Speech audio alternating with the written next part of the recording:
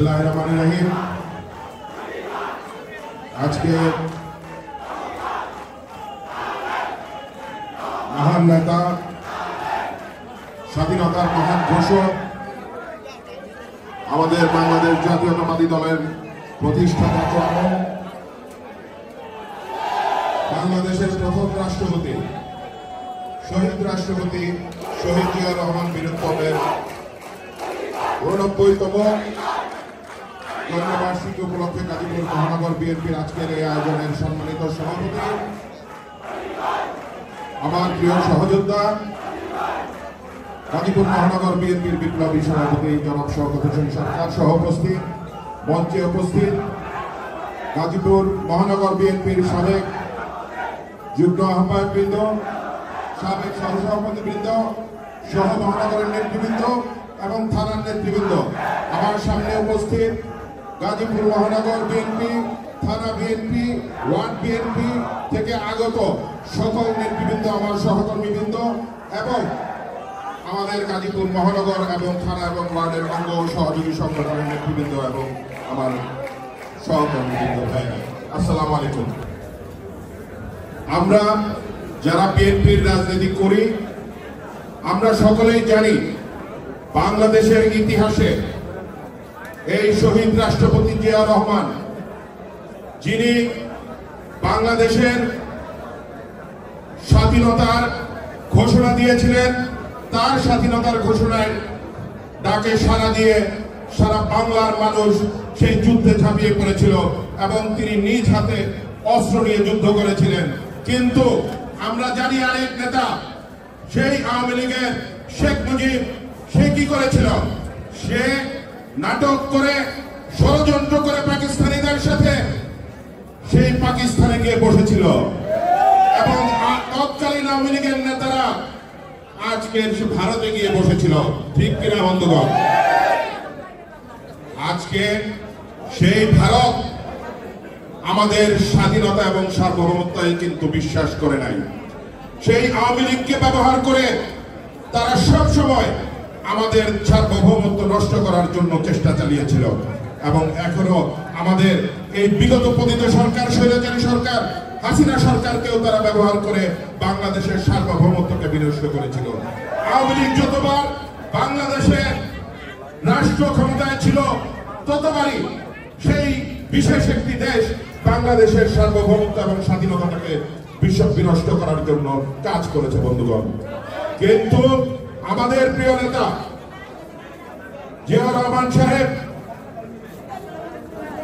যুদ্ধের পর যখন রাষ্ট্র ক্ষমতায় এই আওয়ামী লীগ আসলো, তারা বাংলাদেশে একনায়কতন্ত্র প্রতিষ্ঠা করলো এবং এই বিগত সরকারের সময় আওয়ামী লীগ যেভাবে লুটপাট চালিয়েছে, তারাও একইভাবে লুটপাট এবং নির্যাতন চালিয়েছিল আমাদের বাঙালিদের উপর এবং সেই লুটপাট থেকে আমাদের দেশকে উদ্ধার করেছিলেন আমাদের প্রিয় নেতা শহীদ রাষ্ট্রপতি জিয়াউর রহমান।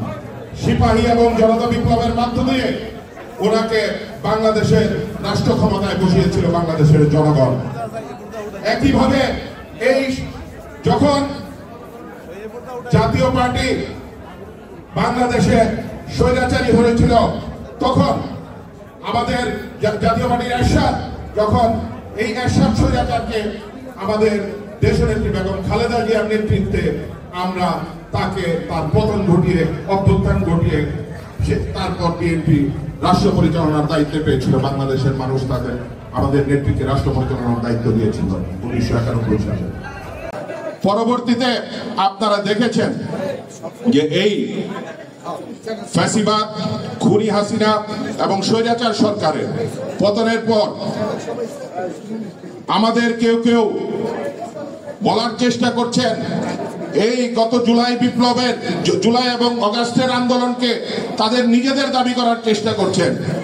কিন্তু আমরা জানি যে আমাদের প্রিয় নেতা তারেক রহমান আমাদেরকে সেই সুদূর লন্ডন থেকে নির্দেশ দিয়ে আমাদেরকে রাজপথে রেখে, বিএনপির নেতা কর্মীদেরকে রাজপথে রেখে আমাদেরকে নেতৃত্ব দিয়ে এই আন্দোলনকে উনি সফল করার জন্য কত অক্লান্ত পরিশ্রম করেছেন আপনারা তা জানেন। আমরা জনগণের ভোটে আমাদেরকে নির্বাচিত হতে হবে। এই জন্য আমাদের নেতা কয়েক মাস ধরে আমাদেরকে সতর্ক করে যাচ্ছে যে আমাদের আচরণে আমাদেরকে সতর্ক থাকতে হবে। আমাদের কোনো আচরণে যেন জনগণ ক্ষুব্ধ না হয়, যেমন আমরা যেন কোনো অন্যায় কাজ না করি, সেই ব্যাপারে আমাদেরকে সতর্ক থাকতে হবে।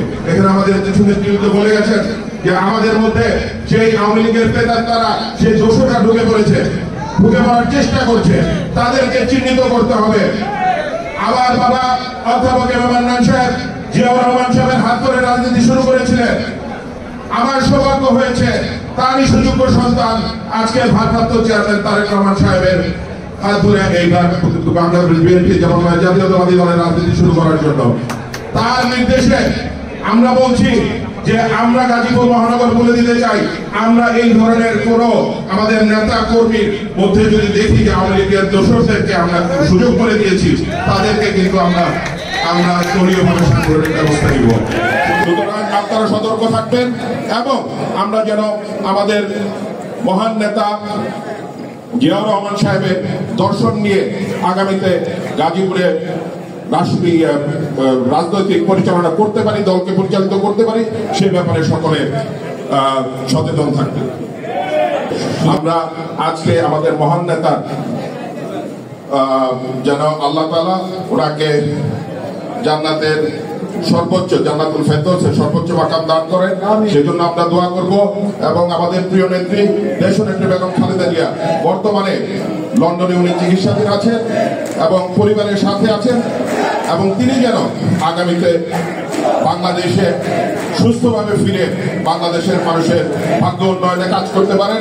এবং আমাদের প্রিয় নেতা ভারপ্রাপ্ত চেয়ারম্যান মহোদয় তারেক রহমান সাহেব উনি যেন এসে আমাদের যে 31 দফা সেটি যেন বাস্তবায়ন করতে পারেন, আগামীতে রাষ্ট্র পরিচালনা করতে পারেন, সেই জন্য আমরা দোয়া করব।